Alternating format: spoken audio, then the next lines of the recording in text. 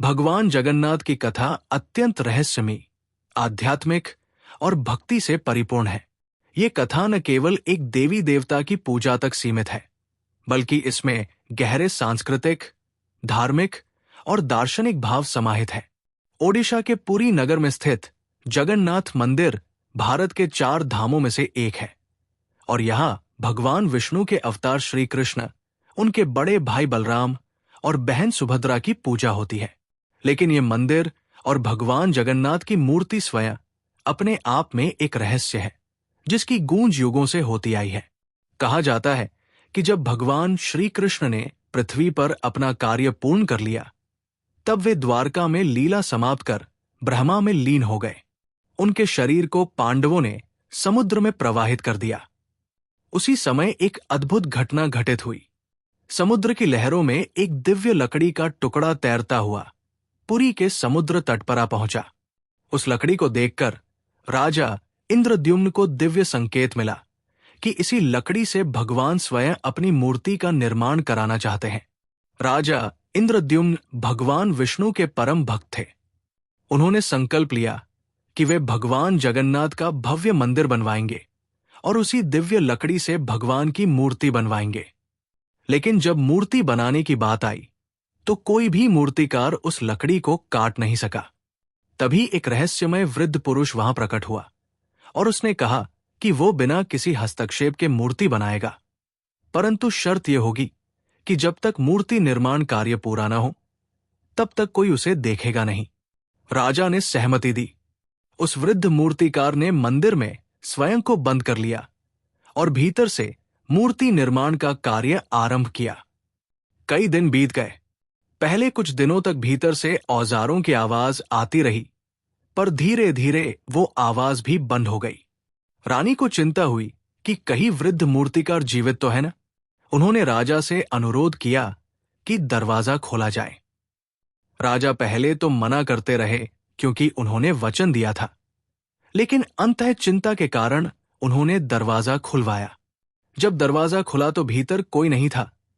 केवल 3 अधूरी मूर्तियां वहां रखी थी, जिनमें भगवान जगन्नाथ, बलराम और सुभद्रा की आकृतियां थी।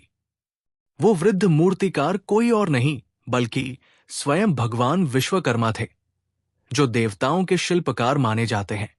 चूंकि राजा ने वचन भंग किया, इसलिए मूर्तियां अधूरी रह गई। भगवान जगन्नाथ के हाथ पैर पूरे नहीं बने थे। उनकी आंखें बड़ी और गोल थी और शरीर भी संपूर्ण नहीं था। राजा को बहुत दुख हुआ, पर तभी आकाशवाणी हुई कि यही स्वरूप भगवान का असली रूप है और इसी रूप में उनकी पूजा की जाएगी। तब से आज तक भगवान जगन्नाथ की यही अधूरी मूर्तियां हर वर्ष रथ यात्रा के साथ दर्शन देती है।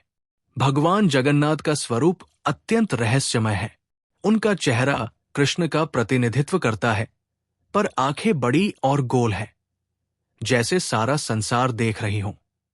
उनके हाथ अधूरे हैं, जिससे प्रतीत होता है कि भगवान अपने भक्तों को बिना हाथों के भी आलिंगन दे सकते हैं।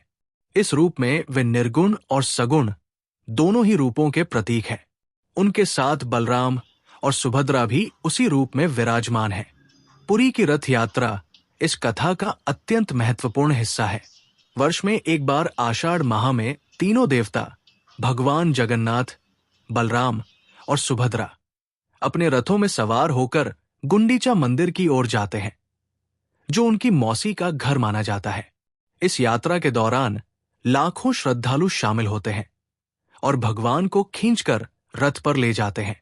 ये यात्रा मात्र एक धार्मिक अनुष्ठान नहीं, बल्कि भगवान के भक्तों के प्रति उनके प्रेम की अभिव्यक्ति है। भगवान स्वयं अपने भक्तों के बीच आते हैं। ये संदेश देती है ये यात्रा। रथ यात्रा की एक और अद्भुत बात यह है कि भगवान जगन्नाथ की रथ यात्रा के समय उनके रथ को खींचना किसी भी सामान्य हाथी या यंत्र से संभव नहीं होता। केवल भक्तों की भक्ति ही उसे गति देती है। यही कारण है कि इसे भक्ति की यात्रा भी कहा जाता है।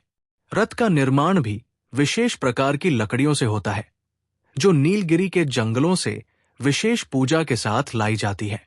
रथ निर्माण से लेकर मूर्तियों के श्रृंगार तक हर कार्य एक परंपरा के अनुसार होता है। भगवान जगन्नाथ की मूर्तियां प्रत्येक 12 से 19 वर्षों में बदली जाती है। इस प्रक्रिया को नवक्लेवर कहा जाता है। ये एक रहस्यमय और अत्यंत गुप्त प्रक्रिया होती है, जिसमें केवल कुछ विशेष सेवक ही भाग ले सकते हैं।